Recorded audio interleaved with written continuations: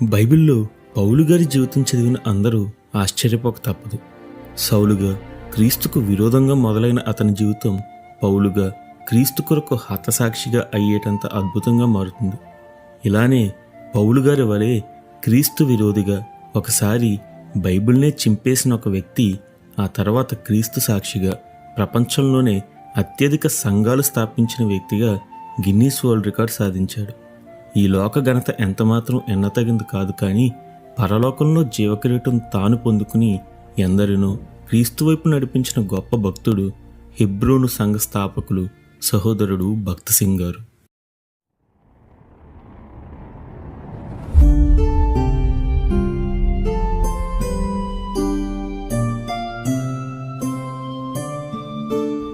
భక్త్ సింగ్ గారు 1903 జూన్ 6వ తేదీన పంజాబ్లో లాహోర్లో జన్మించారు. ఈయన తల్లిదండ్రులు భక్తిగల సిక్కు కుటుంబస్తులు. చిన్నప్పటి నుండి భక్త్ సింగ్ గారు క్రైస్తవ పాఠశాలలో చదివినా సరే ఈయనకు క్రైస్తవులు అంటే విపరీతమైన ద్వేషం ఉండేది. ఈయనకు క్రీస్తు అంటే ఎంత ద్వేషం అంటే తన ఇంటర్మీడియట్లో మంచి మార్కులు వచ్చినందుకు ఒక బైబిల్ ఇతనికి బహుమతిగా లభించింది. దానిలో పేజీలన్నిటినీ చింపివేసి ఆ అట్ట అందంగా ఉంది అని ఈయన దానిని దాచిపెట్టుకున్నారు.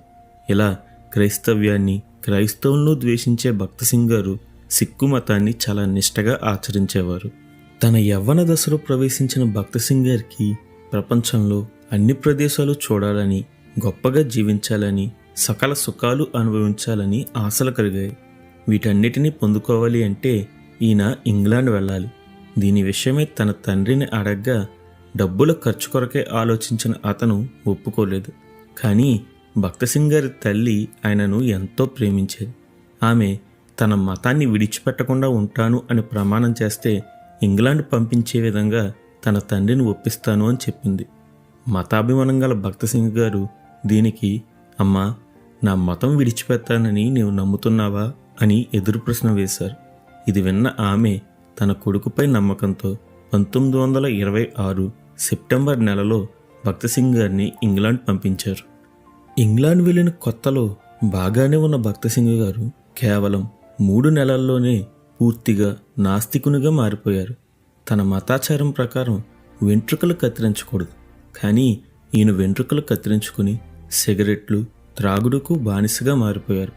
డ్రామాలకు, నాట్యగృహాలకు తరచుగా వెళ్తుండేవారు. తాను సిగరెట్లు ఉంచుకునే బంగారు పెట్టెను గర్వంగా అందరికీ చూపేవారు. ఇలా ఇంతలా పాపంలో మునిగిపోయిన ఈయనకు శాంతి, సంతోషం మాత్రం లేదు. ఇండియాలో సాధారణ జీవితం జీవిస్తున్నప్పుడు ఇంగ్లాండ్లో సుఖ సంతోషాలు ఉంటాయి అనుకున్న ఈయనకు ఈ గురిలేని జీవితం ఇంకా నిరాశను నింపింది.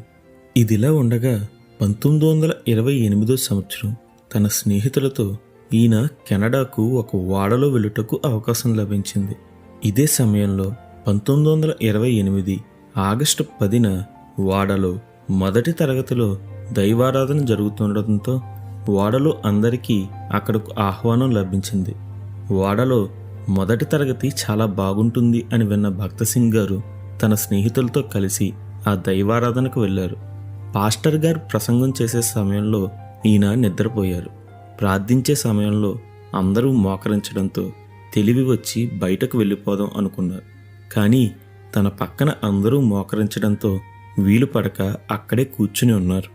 అయితే తాను ఎక్కడికి వెళ్ళినా వారి ఆచారాలను గౌరవించే భక్త్ సింగ్ గారు ఇక్కడ కూడా వీరి ఆచారాన్ని గౌరవించాలి అని గర్వాన్ని, ద్వేషాన్ని విడిచి మోకరించారు.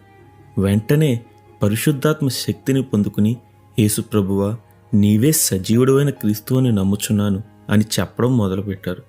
తాను బహుగా ద్వేషించే క్రీస్తు నామాన్ని చెప్పకుండా ఉండటం ఈయన వల్ల కాలేదు. యేసుక్రీస్తుపై చెప్పలేనంత ప్రేమ ఈయనకు కలిగింది. చెప్పనా సఖ్యము, మహిమాయుక్తమైన సంతోషం ఈయన హృదయాన్ని ఆవరించింది. ఇలా ఆ క్షణం నుంచి ఆయన జీవితంలో రక్షణ కార్యం ప్రారంభమైంది. అప్పటి వరకు భక్త్ సింగ్ గారికి యేసుక్రీస్తు గురించి కనీస పరిజ్ఞానం కూడా లేదు. కానీ ఆ క్షణం నుండి యేసుక్రీస్తు గురించి తెలుసుకోకుండా ఉంటే ప్రాణం పోతుంది అన్నంత ఆసక్తి అతనికి కలిగింది. తాను పొందుకున్న ఈ అనుభవం గురించి బయటకు చెప్పడానికి భక్త్ సింగ్ గారికి ధైర్యం సరిపోలేదు. కానీ క్రమంగా చర్చికి వెళ్ళి మోకరించి ప్రార్థించేవారు. ఇదే సమయంలో ఆయనకు ఉన్న వ్యసనాలన్నీ వదిలేశారు. ఇలా చెయ్యమని ఆయనకు ఎవ్వరూ చెప్పలేదు. కానీ తాను పొందుకున్న ఈ ఆనందం ఇక వాటిపై కోరిక లేకుండా చేసింది. ఇదిలా ఉండగా మరలా 1929 సంవత్సరంలో తిరిగి ఈయన కెనడా వెళ్ళవలసి వచ్చింది. అప్పుడు తన స్నేహితుణ్ణి తనకొక బైబిల్ ఇవ్వమని అడిగారు. భక్తసింగ్ గారు బైబిల్ అడగడం చూసిన ఆ వ్యక్తి, భారతీయులు బైబిల్ ఇష్టపడరు అని విన్నాను, నువ్వు దాన్ని చదువుతావా అని ప్రశ్నించాడు.